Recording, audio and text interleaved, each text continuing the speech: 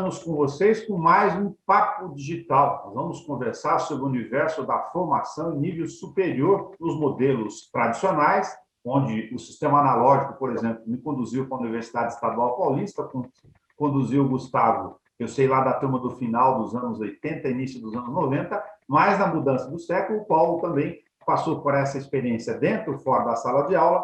Tudo mudou. Agora a gente quer discutir com vocês, através da rádio da TV Câmara, aqui no Papo Digital, como essas transformações de fora para dentro e de dentro para fora vão ter que se interagir com o novo universo e a forma de se pensar a universidade, como nós aprendemos lá com grandes enciclopédias, livros, cadeiras e contatos unicamente pessoais entre o mestre, que ficava na frente da lousa, do quadro negro lá dos ensinos infantis e fundamental, e a nossa relação naquelas carteiras duras, vamos dizer, a lembrança dela não era tão boa, nem a ventilação, né, Gustavo?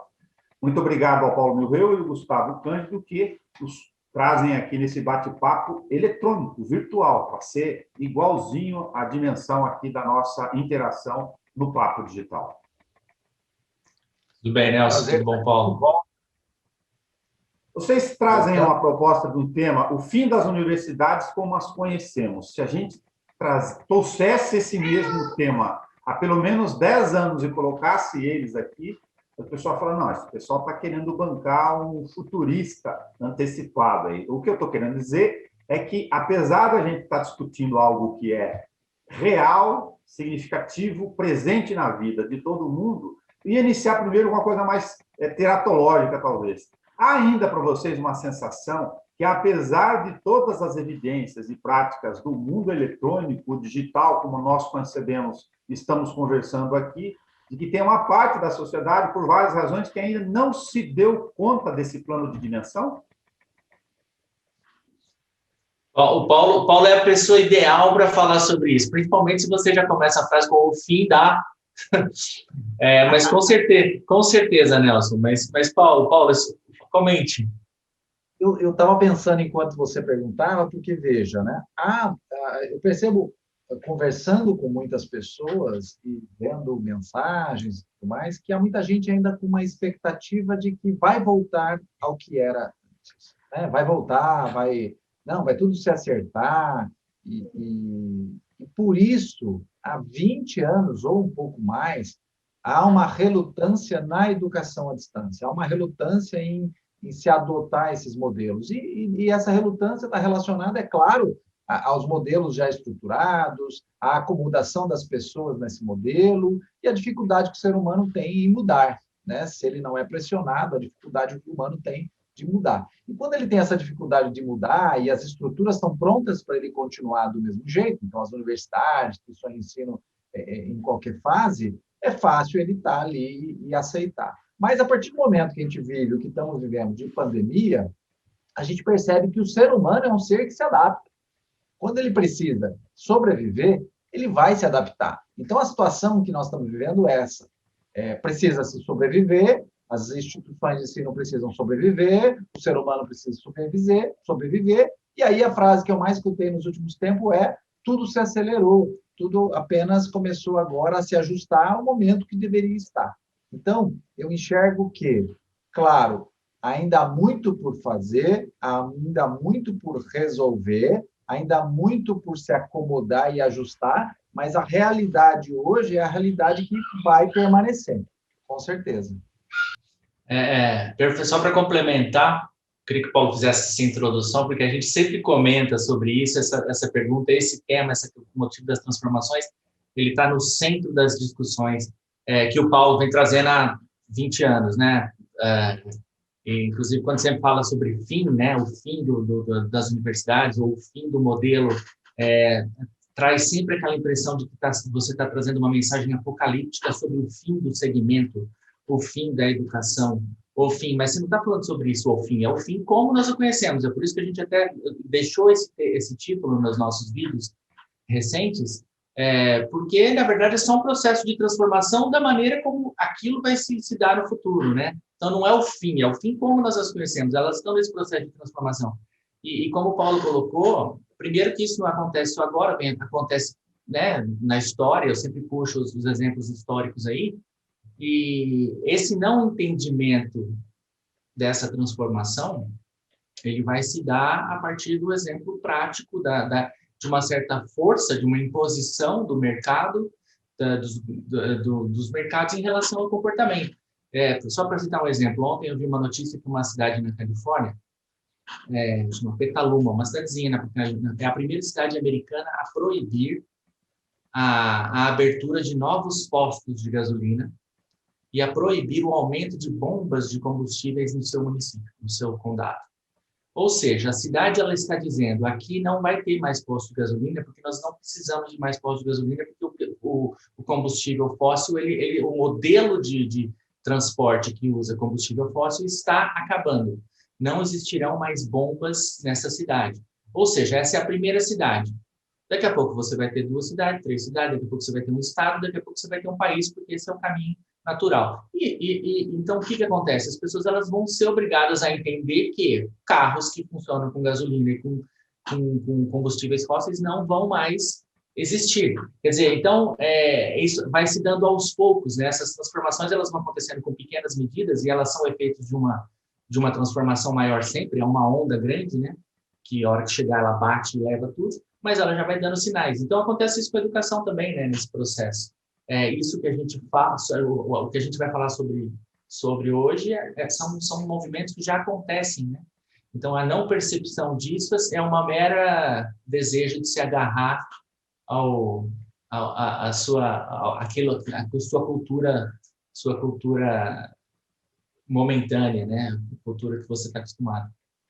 Está no Congresso Nacional uma série de legislações naturais que atendem já à necessidade de regulamentação para, como no marco da internet, poder adequar as condições, por exemplo, de contratações pelo poder público. Aqui, universidades é um grande elemento, um filão desse segmento, falando do chamado EAD, o próprio modelo de discussão do Ministério da Educação em todas as fases de ensino, também cai nesse meio. Agora, eu vou lembrar aqui, só para fustigar aqueles que são analógicos, que tinham os cursos do Instituto Universal Brasileiro, IUB, né? Eu fazia quase tudo lá, mas tinha que ser... Instituto Monitor também.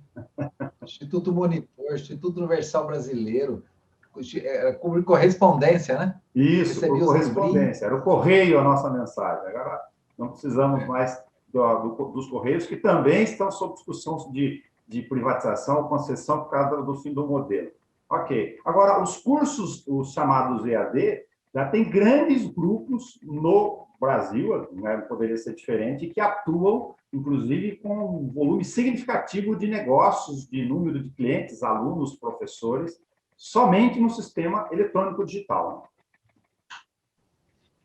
Só para você ter uma ideia, a maior plataforma, a maior universidade com alunos em ensino à distância no Brasil era a Unopar, em Londrina. E o Croton, que hoje é o Grupo Cogna, foi lá e comprou a Unopar, faz parte do Grupo Cogna, e hoje a Cogna, além de ser uma das maiores do mundo, é a maior nessa área de ensino à distância. Mas eu coloco um ponto muito importante, Nelson, que a gente tem falado aí, que apesar de a gente ter avançado até aqui no modelo de ensino à distância, no modelo de EAD, na mudança para que a gente tivesse uma nova opção além do ensino tradicional presencial, o que está acontecendo e que impacta, inclusive, quem está já no mercado de ensino à distância, são as mudanças que vêm advindas aí da pandemia, mas também da mudança de mundo, sobre esse modelo dentro da educação à distância, esse formato de entrega de conteúdo. Veja, na minha casa eu estou passando por 3 situações. Eu tenho um filho de 6 anos, né, que está lá pequenininho, no 2º ano, 6 para 7, tendo que obrigatoriamente ter um ensino à distância, e para ele é difícil, é uma fase do aprendizado que é muito importante, eu reconheço, e estando junto em casa, eu reconheço que ele precisaria ter o presencial. Eu tenho um filho de 13 para 14 anos, que está no 9º ano, e que se adaptou muito fácil a isso, mas há um problema também, porque estando no computador, você tem a distração, né? Você tem o tempo todo a distração, e ele aprende de formas distintas. Ele está aprendendo hoje, fazendo cursos à distância, mas outros cursos. E eu tenho dando aula na universidade, dando aula hoje online, obrigatoriamente online, só que no modelo do presencial, onde a aula começa às 9 da manhã e vai até às 5 da tarde, que é muito cansativo. Então, a grande questão está que talvez a gente tenha que repensar a estrutura da entrega dessa informação e do feedback dessa informação para que se possa construir esse conhecimento, que o conhecimento pode ser construído, gerado, porque quando eu estimulo o aluno, vamos pensando na criança até o adulto, a aprender, a pensar, a questionar, a conhecer algo que ele não conhece, e espero dele um retorno sobre isso, e não estou falando mais no que antigamente a gente viveu, né? O decorar, né? Porque a gente antigamente decorava uma única vez e tchau, já resolvi meu problema, passei na prova. E eu tenho um amigo que diz assim, a repetição é a mãe do aprendizado. Eu preciso repetir várias vezes, só que quando eu faço a prova e já passei, eu peço, não vou mais decorar, eu não vou mais repetir. Então, o estímulo a eu conhecer esse conteúdo, a questionar esse conteúdo, passa por eu não só entregar esse conteúdo, passa por eu estimular ele a buscar, porque o Google está aí para eu buscar. Está aí, vai lá no Google agora, traz essa informação, traz, vamos juntar com essa. E talvez num formato também que seja mais o chamado blended learning, que é um formato mais híbrido, e também num formato chamado microlearning, que é mais pílulas. É uma entrega de conteúdo muito mais fracionado, porque o aprendizado agora é para sempre e é muito diverso. Então, o grande desafio é até para quem está constituído hoje, entregando a educação à distância já, mas num formato que também tem que mudar. Então, aí eu me recordei aqui de uma discussão municipal de algumas dificuldades que eu ouvi de professoras do ensino tradicional, né?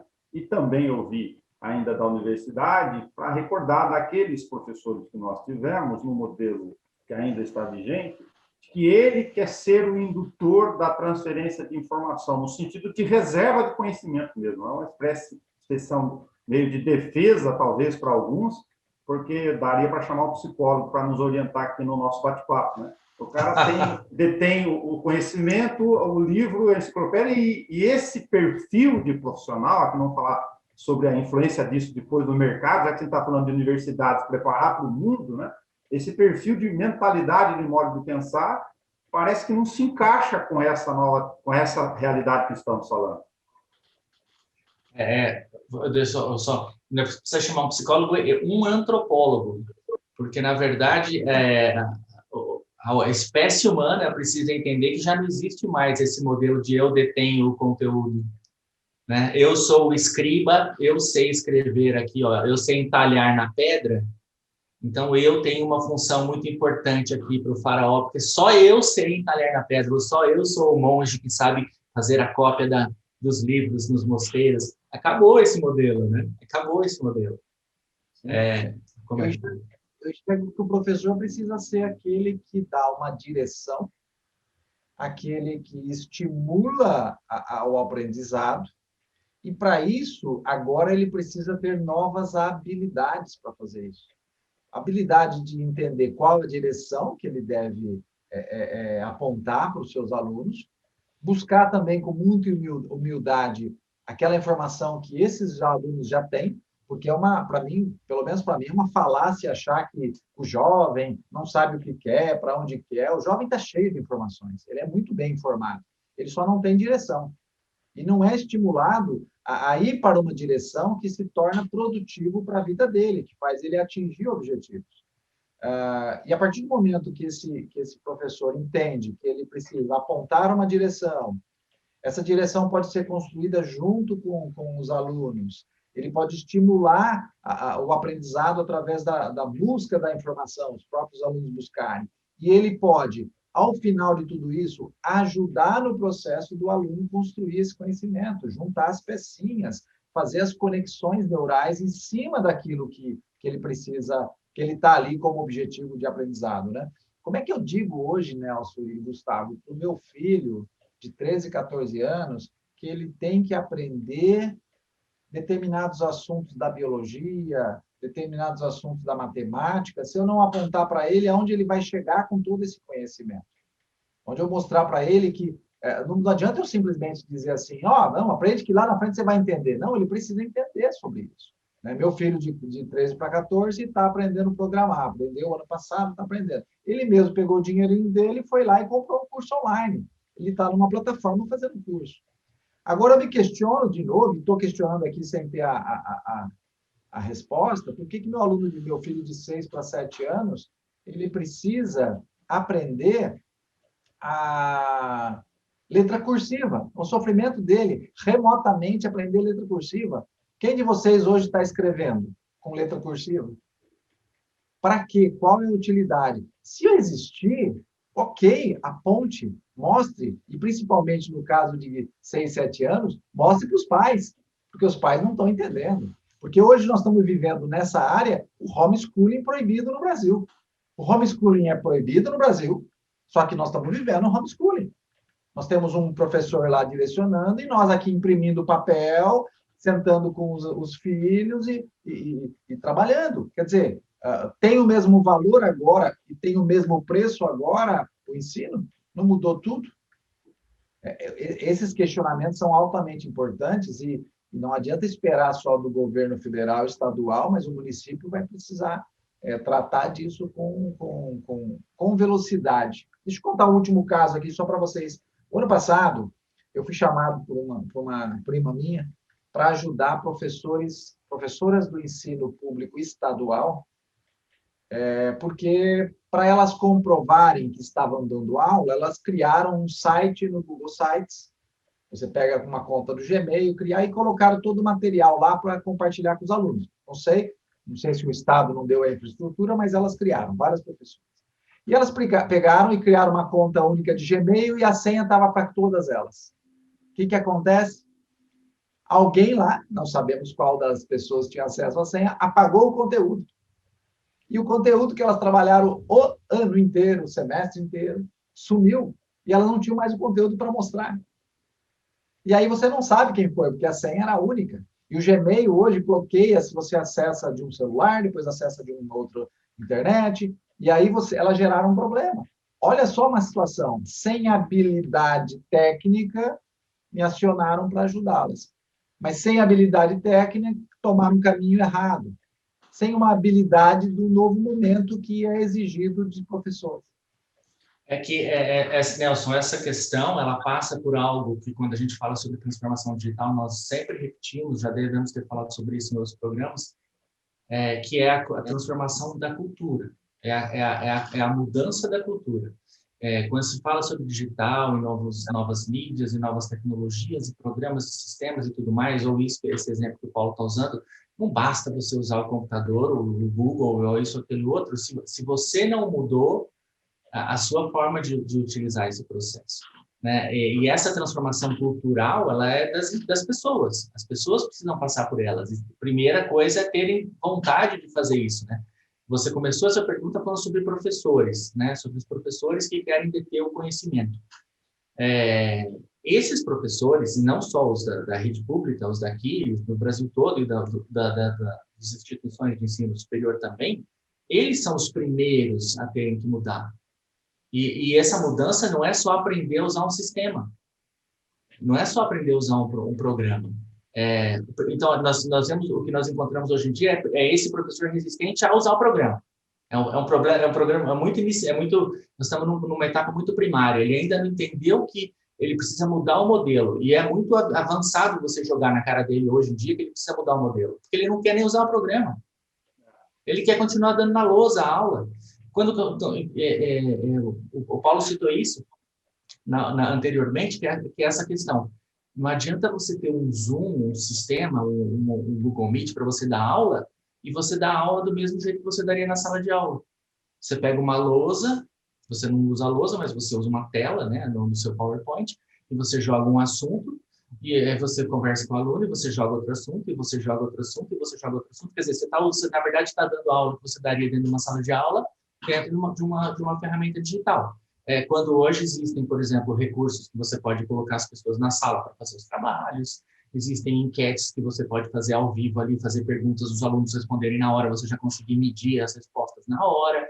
Existem vários programas e sites e sistemas e aplicativos que podem ser usados na aula, que tornam dinâmica a aula, que tornam a interação mais real, né? Porque essa é uma das discussões sobre aula virtual, né?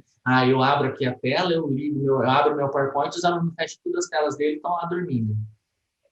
Eles estão dormindo porque a maneira como você mostra a sua aula é extremamente chata também. Se eu ainda abrir um vídeo aqui e ficar falando para você e você está aí do outro lado, 7 horas da manhã, no seu celular, você não vai querer nem abrir a tela, nem vai querer me ouvir. Eu preciso buscar essa interação e tudo isso passa por uma mudança cultural, o entendimento de que essa tecnologia, olha que curioso, o entendimento que essa tecnologia que você usa no dia a dia para conversar no WhatsApp, para falar com a sua família em chamadas de vídeo, uma interação que você usa no seu entretenimento diário, no uso das redes sociais, porque as pessoas já fazem isso. Tenho certeza que os professores eles são mais digitais fora da sala de aula do que dentro. Exatamente. E aí tem um elemento da questão que eu acho que é interessante pontuar, de que nós estamos falando, então, da formação do magistério lá nas universidades, do fim do jeito que nós as conhecemos hoje, incluindo nas grades que, salvo algumas exceções aí na prática, ainda não modificaram a questão das ferramentas de mecanismo de aprendizado. Usando uma frase muito simbólica, pelo que o Gustavo disse, não adianta nada a gente estar aqui interagindo e eu levar a lousa para dentro de casa. Aí eu vou arrumar um penduricalho a mais, aqui, um objeto para ter que guardar com giz ou pincel, não vão mudar os métodos de forma de transferência, de interação de conteúdo. Pensando por um outro lado, nós viemos à universidade aqui, onde era um campo, onde são, né, campos gigantescos de estruturas físicas. E isso também vai valer lá, em certo modo, o nosso bate-papo lá para as grandes redes. Bauru tem 90 unidades escolares espalhadas em todos os campos. Tal. E eu estou incluindo um terceiro exemplo aqui, e aqui na sala do lado, onde a gente está, eu estou em teletrabalho pela Rádio TV Câmara, está a minha esposa eletronicamente fazendo aula com um professor, neste momento, um de Porto Alegre e um de Curitiba, em cima à distância, porque ela já é formada, trabalha no Poder Judiciário, está fazendo uma formação para uma outra instância de aprendizado contínuo aqui. Ela está lá ouvindo os caras com material, mas eles mandaram um patuá de gráficos e dados que tinha um time entre a aula, que é de hoje, tirar dúvidas e trocar interação, e o material que ela tinha visto. Me parece meio óbvio isso, né? Do cara levar o livro para casa e ter que ler. Mas você tem completamente um modo de mudança desses conteúdos, que, de novo, talvez seja mais fácil, simples para a gente conversar aqui, porque a gente já está interagindo por esse formato. Mas não para a grande maioria ainda, infelizmente, apesar de a gente estar na outra era já. E pensa, toda grande mudança na história do mundo, ela sempre criou, de alguma forma, algum transtorno, alguma dificuldade, e as pessoas tiveram aí que fazer uma adaptação. E ela levou um tempo. Então, esse processo vai levar um tempo. Agora, quem lidera o processo e está precisando resolver, precisa buscar essa solução, essa informação. Ela precisa buscar o quê, o porquê e o como com mais velocidade. Já passou um ano e eu percebo aí o reflexo disso na minha casa, com meus filhos, na universidade, que isso ainda não foi alterado. Nós estamos adotando ainda modelos antigos, né? Nós estamos fazendo da mesma forma. Então, tem alguma coisa muito lenta nesse processo. E não estou dizendo do ser humano que pode levar mais um tempo para se adaptar. Estou dizendo das instituições que precisam liderar esse processo. Elas precisam mudar. O poder público precisa mudar com mais velocidade. Para você estava comentando que o mercado de trabalho, no programa que eu vi do bate-papo de vocês, também já em escala, aliás, o Gustavo tem os números, eu gosto sempre das anotações que ele faz lá, porque vai ajudando a transferir informação, sobretudo para aquelas pessoas que não estão no meio, né? Talvez esse seja um processo de comunicação aqui contínuo. A gente nunca achar que aquilo que a gente já sabe ou eventualmente acha que sabe já está satisfeito. Aí transfere para o outro, pelo menos falar, poxa, não tinha pensado nisso, obrigado por você me falar.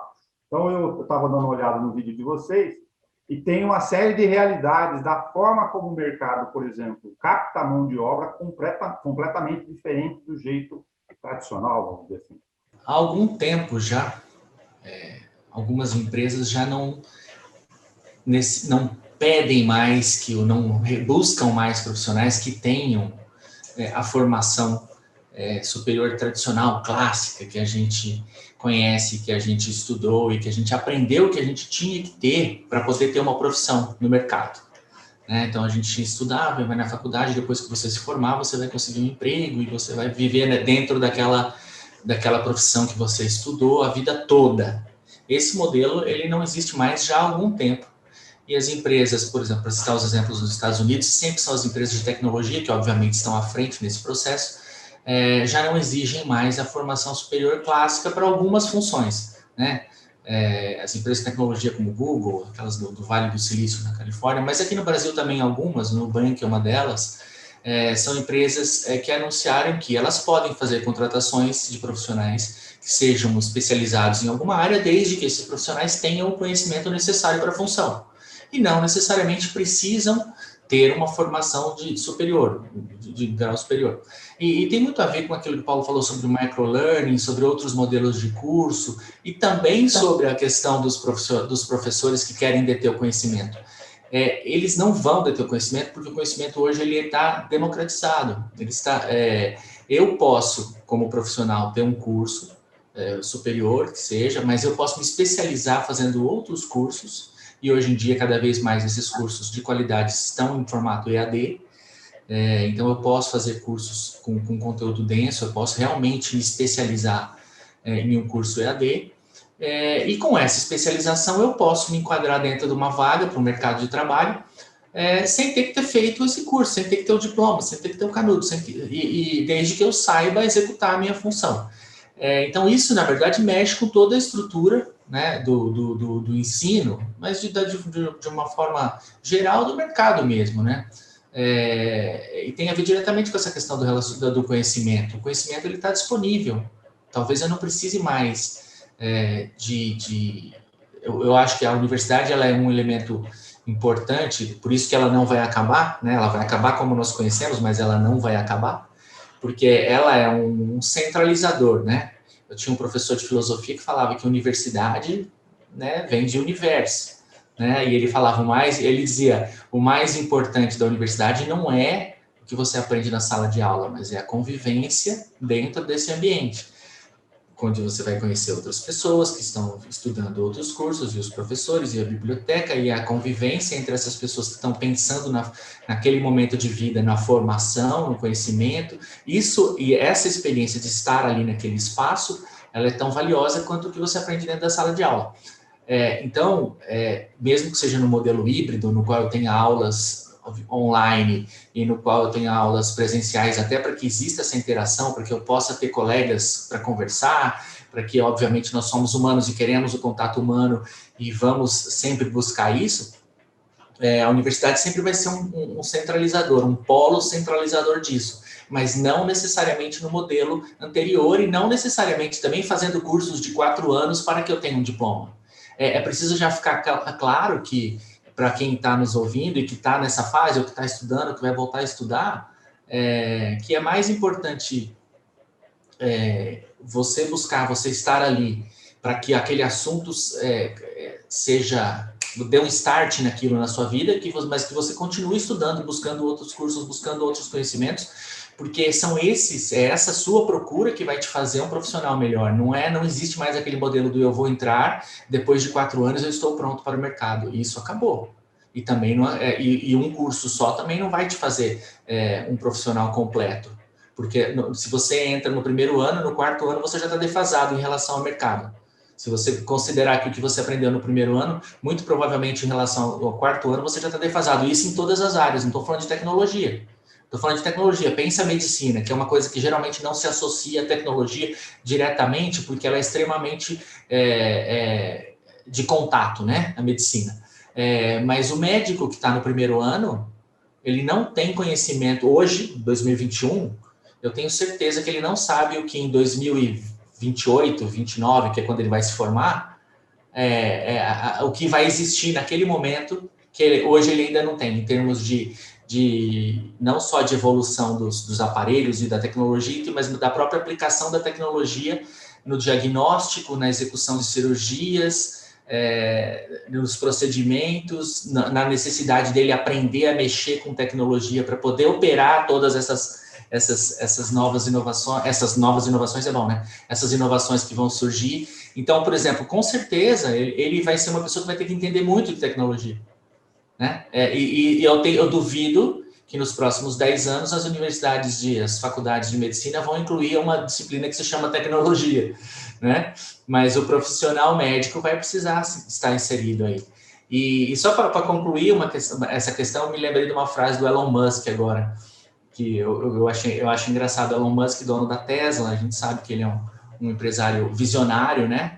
E que tem movimentado o mercado em vários sentidos, não só no automobilístico com a Tesla, mas de foguetes e de tecnologia de um modo geral. E aí ele fala assim, eu não precisei estudar em Harvard, as pessoas que trabalham para mim estudaram. Às vezes é bem isso, né? É óbvio que ele está falando isso de uma maneira ele tá de jocosa, né? Ele não está desmerecendo ninguém que estuda em Harvard, nem quem quer estudar em Harvard. Mas é isso, às vezes você não precisa fazer todo aquele caminho para você chegar num ponto, né? Eu vou pegar um gancho, Gustavo, que eu acho que é interessante em cima disso, que são as habilidades que a universidade não ensina, as habilidades que a escola tradicional ensina e o que o mercado valoriza. As habilidades que elas estão e podem estar inseridas na universidade, nesse universo, e a própria faculdade não sabe dar o próprio valor que ela tem. Quer dizer, a faculdade ela vende o tempo todo o canudo, ela vende o tempo todo o diploma, ela vende o tempo todo uma grade que o mercado não está comprando mais, que o mercado não está aceitando mais, que o mercado está até desprezando, porque diz assim, olha, necessariamente, não que eu não olhe o seu currículo, não que eu não olhe a sua graduação, a sua pós-graduação, mas não é por isso que eu vou te contratar. Né? As chamadas soft skills, as habilidades que não estão ali. Então, há pouco tempo atrás, começou-se o movimento de colocar empreendedorismo nas escolas, nas instituições de ensino, mas é pouco ainda, é muito pouco, porque a grande habilidade do Elon Musk, ou de qualquer um, é saber contratar os melhores. Então, eu não preciso ter a habilidade de ser o melhor em tudo, porque é impossível, porque eu quero especialistas. Mas eu tenho que ter a habilidade de saber liderar, eu tenho que ter a habilidade de saber escolher, eu tenho que ter a habilidade de saber entender de tecnologia, não fazer a tecnologia só. Então, na medicina é isso, o médico vai ter que entender para onde está indo a medicina, para onde está indo os dispositivos, os smartwatches que vão dar, daqui a pouco, tudo aquilo que os exames que você vai lá no laboratório fazer vão dar. Você vai fazer seus exames em casa, pode apostar, isso vai acontecer. Né? E as tecnologias que estão mudando o cinema, que estão mudando os games, que acabam mudando o cotidiano do ser humano. Hoje eu estou assistindo cinema, porque o cinema está fechado na minha casa. Eu assino 3 plataformas de streaming. Então, eu assino 3 plataformas de streaming, eu estou extremamente bem atendido. O que vai ser meu próximo passo? Bom, eu vou colocar um home theater melhor, caixas de som melhor. O que eu vou fazer? Eu vou melhorar o meu sofá. Então, essas mudanças que estão acontecendo agora, elas vão promover profundas mudanças no trabalho. E veja, nós comentamos sobre isso já. Por que o profissional que eu preciso contratar para uma empresa precisa estar na minha cidade? Agora eu contrato ele de qualquer lugar. Para que o profissional que eu preciso formado, ou com a graduação, ou mesmo que tenha competência, precisa estar em Bauru se o trabalho remoto me resolve no universo onde a mudança está acontecendo na indústria, no comércio e nos serviços. A mudança está acontecendo em serviços, que é muito mais fácil ir para trabalho remoto, e é o maior volume de empresa, no comércio, com exatamente a questão do comércio eletrônico, e na indústria, onde você está fazendo modelos distribuídos de produção. Você tem uma mesma plataforma vendendo produtos de diversas empresas. Onde isso impacta as universidades, as instituições de ensino, as escolas de todos os níveis? Impacta que os profissionais podem estar em qualquer lugar, a produção e o produto final pode ser comprado em qualquer lugar. Então, muda-se a relação de consumo, muda a expectativa da sociedade frente à entrega desse conteúdo, porque agora eu posso agir e ter um estilo de vida diferente do que eu tive. Nós estamos mudando também o nosso estilo de vida, porque agora nós estamos alterando os comportamentos que antes eram de uma forma e de outra. Claro, ontem eu falei para o meu filho à noite, puxa, filho, quisera que volte a, pelo menos, ter algumas coisas que nós tínhamos que, para a minha vida, foi bom e que você talvez vá perder, mas talvez ele esteja ganhando outras que eu não tive. Então, essa mudança ela vai acontecer. Não adianta a gente achar que vai voltar ao que era antes. Não volta mais, eu tenho certeza absoluta. E trombar com a turminha de basquete lá embaixo da cesta, trombar no sentido de jogar basquete, tá? Porque o basquete é bastante contato. E mascar cicleta depois do jogo para falar da paquerinha, talvez seja uma interação de relação que permaneça no tempo. Mas os modos, os fundamentos de jogar basquete, ele já consegue encontrar hoje vídeos na internet sobre como mexer a mão direitinho. Depois ele pode levar para o professor, né, um dia a dia. Agora, neste caso, tem uma inclusão aqui que eu me fiquei pegando aqui para não deixar de fazer no meio, até porque vocês dois estão no ambiente universitário. A gente acompanha desse lado aqui uma titulação, uma busca por pós-graduação ainda em vários mercados, atrelado ao mercado de negócios chamado universidade. É importantíssimo ter um título de mestre, um título disso. A minha situação, por exemplo, servir como um pequeno exemplo aqui, eu busquei um outro rumo, eu achei que era mais importante eu entender o que estava mudando no mercado de jornalismo impresso e buscar cursos aqui para aperfeiçoar na área de consultoria, de empresas, para serviços de interpretação de conteúdos e estratégias a partir do universo eletrônico, da pulverização dos conteúdos de mídia, do que eu ter um título, porque eu não queria, enfim, voltar para a universidade ou ser professor nesse caso. Muda esse conceito, de alguma forma, também sobre essa ideia ainda persistente no meio acadêmico de depois da graduação você tem que continuar vindo aqui para um professor específico para fazer a pós? Eu penso que ele vai mudar. Eu penso que ele vai mudar até porque ele está diretamente vinculado àquilo que a gente falou sobre o que o mercado está pedindo. Porque, por exemplo, vamos citar o seu exemplo, que é uma pessoa que eu conheço desde da formação universitária e acompanhei a carreira de perto. A experiência que você tem como jornalista investigativo, como jornalista de política, como jornalista de televisão e agora multimídia, né? A sua experiência ela não se compara à experiência de nenhum mestre da universidade onde nós estudamos. Você tem muito mais informação relevante, com todo respeito aos professores, aos nossos professores, do que um professor mestre que só ficou dentro da academia desenvolvendo teses. Eu preferia muito mais ter uma aula com você, recomendaria uma aula com você do que com outro professor. Agora, é óbvio que você não vai invalidar esse processo, porque o que acontece dentro e aí é uma coisa que hoje em dia é importante a gente falar sobre isso, né? Hoje em dia, quando se discute muito o que é o fato e o que é a realidade, o que é a opinião, né? Hoje em dia existe essa questão de colocar assim, mas essa é a sua opinião. Não. Existe opinião e existe fato.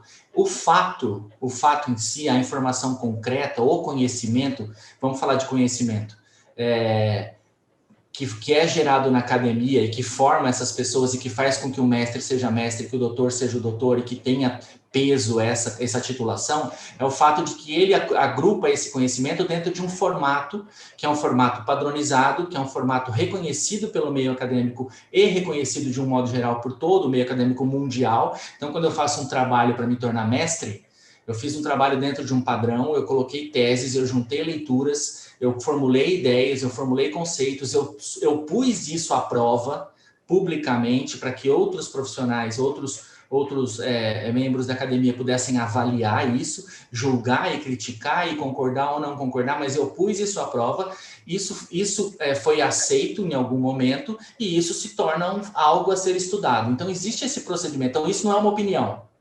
Então, um cara que chega a um doutorado, a um mestrado e faz uma tese, ele não tem uma opinião, ele tem fatos concretos publicados e aceitos, que você pode discordar deles ou não, mas não é uma opinião.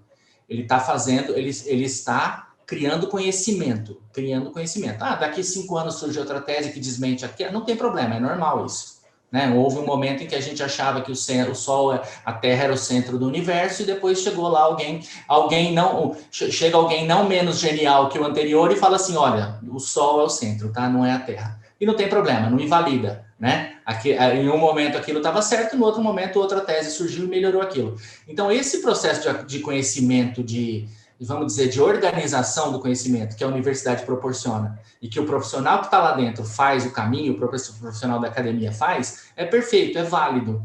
Agora, ele precisa, isso não é de hoje, ter uma interação com o mercado, a gente sabe disso. A universidade, ela não pode formar só profissionais para a academia, né? E o mercado, a gente acabou de falar isso, ele não vai exigir que você tenha essa formação acadêmica, ele vai exigir que você saiba, você tenha conhecimento da função. Então, assim, o mercado vai cada vez mais querer pessoas que tenham conhecimento independente do diploma, né? E a academia vai ter que se virar com essa questão, porque sim, a organização que ela promove, o acúmulo de conhecimento que ela gera por essas pessoas que estão fazendo a carreira acadêmica é importante. Só que ele precisa, em algum momento, se conectar com o mercado. Porque, sim, o cara não vai dizer assim, vai ficar muito específico, olha, para você fazer tal coisa, você precisa ser mestre. Não, por quê? Talvez eu não precise ser mestre. Como eu te falei, você precisa ser mestre, Nelson? Você não precisa, sinceramente. Seria um título que te daria lá uma possibilidade de você dar aula para não sei o quê, fazer não sei o quê. Realmente, até muito pouco. É muito pouco o que o título de mestre te daria, perto do que você já sabe, né? Até o meu doutor. Eu conheço pessoas... hoje eu tô com medo de ficar muito afiado aqui nas minhas declarações. Mas eu conheço mestres que fizeram trabalhos de mestrado tristes. Mas fizeram dentro do padrão. Então, eu não sei no que vão acrescentar, mas são mestres, doutores, no mesmo caso. Então, é até um pouco questionável esse processo. Então, eu acho que é preciso que haja uma reflexão em torno disso, porque o mercado não vai mais exigir mestres e doutores. Esse ponto o mercado e a sociedade não vai reconhecer mais esse padrão, né, Gustavo? Não vai. A sociedade não vai reconhecer esse padrão como bom. Exatamente. Eu coloquei esse ponto porque ainda é a estrutura lá, orgânica de RH do próprio meio universitário, já que a gente está falando delas, né? Existem esses títulos todos ainda neste modelo para poder contratar a mão de obra interna, sem desmerecimento, né? Eu não quero desmerecer, inclusive, de maneira nenhuma. Eu te falei, eu acho muito importante. Mas você veja como é quase uma reserva de mercado aí, né? Sim. Eu exijo que ele tenha para que ele mantenha a estrutura que existe. Eu exijo que ele tenha para que mantenha a estrutura que existe. Eu exijo que ele tenha para que mantenha a estrutura. Aí então, ocorreu uma corrida na titulação nos últimos 15, 20 anos. Sim. Desenfreada nas universidades. Né? Públicas. Eu lembro que antes a gente falava, se você vai... Nós somos mais ou menos da mesma geração, nós três. Mais ou menos não, nós somos, né? Havia aquela questão de vamos fazer a faculdade. Você precisa fazer uma faculdade. Quando a gente estava na faculdade, já existia aquilo, você precisa fazer a pós. Você precisa fazer a pós. Hoje em dia, a conversa você já precisa ter doutorado. Então, já mudou, né? Fazer a faculdade já não é mais... Isso eu estou dizendo do discurso, tá? Estou dizendo o discurso tradicional se tornou esse. Ao mesmo tempo, ele é contrário ao que acontece no mercado. Exatamente. Por isso que é bom a gente trocar ideias aqui, porque aí a gente não fica estático, né? Como a física do pensamento no papo digital e coloca isso no ponto. Gente, eu gostei bastante de trocar essa informação com vocês. Se vocês tiverem mais alguma questão, por favor, só fica achando que não pode falar, né? Pode sim, né, Paulo? Pode falar o que quiser. É essa a ideia. Eu acho que as instituições de ensino elas precisam abrir a mente, quebrar aí deixar de lado algumas crenças, alguns paradigmas, porque talvez tudo aquilo que muitos mestres e doutores em pedagogia, em psicopedagogia, no entendimento da educação, até mesmo doutores em educação, mestres em educação, eles foram mestres e doutores até aqui. E muitos deles estão desconectados com a realidade. A gente não está pedindo que eles se conectem ao futuro, eles se conectem ao hoje, à realidade. E a realidade precisa ser vista se aprofundando um pouco mais sobre ela. Os jovens, as crianças, a geração nova, elas são predispostas a adotar essa tecnologia porque elas foram imersas nessa tecnologia nas últimas décadas. Naturalmente, o computador chegou muito mais próximo do nosso dia a dia, e o grande computador mais próximo é o próprio celular, onde as pessoas utilizam e utilizam mal. Por que talvez um jovem, uma criança, não utilize o celular para a educação?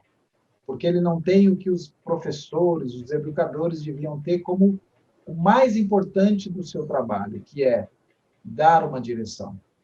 Agora, eu só vou escutar você, mestre, você, professor, para me dar uma direção, se eu tiver empatia por você, se eu achar que você é legal, que você é bacana, que o jeito que você fala comigo, você me entende, que o jeito que você conversa comigo é da minha linguagem, você entende o meu universo. Então, o professor, o mestre, o educador, ele precisa entender o universo do seu cliente, do seu interlocutor, para saber se comunicar bem.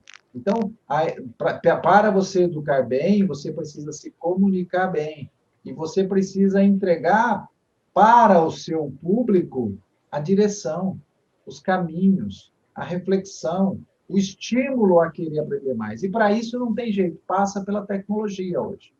E você, então, precisa entender de tecnologia também. Então, é o que, é o porquê e é o como. As instituições de ensino precisam rapidamente pensar nisso para poder caminhar hoje em dia. Legal. Obrigado, Paulo. Por favor, Gustavo. É importante pensar que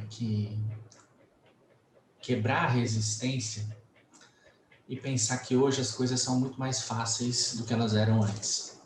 Graças à evolução, graças à tecnologia, a evolução também do nosso entendimento do uso dessa tecnologia, que ela acontece a todo tempo, a gente está melhorando a maneira como a gente usa a tecnologia, mas é importante entender que ela não é um inimigo, né? Que ela não vai, ela não vem para acabar com tudo que você conhece sobre aquela área, mas ela vem para facilitar. Você citou no comecinho aqui, numa das suas primeiras frases, você lembrou uma coisa que quando eu lembro, eu tenho até dó de mim. Eu tenho dó do Gustavo criança, que era aquele processo de pegar o livro, fazer trabalho lendo enciclopédia, você lia e buscava e procurava, e você pegava, se você tinha o livro em casa, que era mais fácil, mas senão você tinha que pegar o livro da biblioteca da escola e fazer trabalho em grupos, que você fazia aquela leitura. E eu sempre gostei muito de fazer isso, sempre fiz isso muito em casa, e passava tardes, às vezes, nos livros, procurando informações, e tudo que eu tinha era aqueles livros que eu tinha ali. Então, eu aprendi muita coisa com os livros que eu tinha ali. Se eu tivesse o dobro de livros, eu tinha aprendido muito mais, triplo. Hoje, nós não temos mais essa limitação física, né? Então, o conhecimento ele é tão vasto e ele está tão disponível e está disponível de maneira tão fácil que ele não é mais o objeto da coisa. Ele não é mais o objeto. O conhecimento ele está aí. A maneira como você vai organizar esse conhecimento e passar, e para isso exige essa sua transformação, é que vai fazer a diferença. Então, é preciso integrar, entender que esse é um processo natural. Eu queria fazer mais conversar com o professor que talvez esteja nos ouvindo aqui e dizer, entenda que essa tecnologia que você já usa no dia a dia, que você usa na sua casa, com certeza você usa no seu celular, no seu dia a dia, ela também pode ser aplicada na sala de aula. Ela não é sua inimiga e com certeza ela torna mais fácil a sua relação com os alunos, seja o aluno do ensino médio, o aluno jovem, o aluno do ensino superior. Você pode indicar, eu acho que coisa que os professores fazem muito pouco hoje em dia, indica para ver um vídeo no YouTube, como complemento da sua aula, debate o vídeo, comenta sobre aquilo, comenta sobre os exemplos. Existem outras aulas, pessoas dando aula na internet, TED Talks à vontade sobre assuntos importantes e relevantes que podem ser complementares. Então, assim, hoje em dia tem muito conhecimento, muito mais do que a gente já teve na nossa história, e isso precisa ser usado a favor. A tecnologia, ela está a favor do ser humano sempre. Legal, obrigado ao Paulo Milveu e ao Gustavo Cândido, que dedicaram um pouco do seu tempo para transferir informações para nós aqui, junto a essa missão pública, em plena pandemia de 2021, ainda sob os efeitos atuando, mas no mundo digital, como a gente está aqui na prática atuando, como um dos principais aliados, certamente, daquilo que as autoridades pedem tanto lá fora, é o tal do distanciamento social nas condições em que isso é possível. Então, nosso próximo encontro, todos os programas do Papo Digital, você tem disponível lá no link, tem uma série específica, Papo Digital, para você revisar ou conhecer, na página da TV Câmara, também no YouTube. É só clicar em vídeos. Obrigado, pessoal. Cuidem-se. Até mais.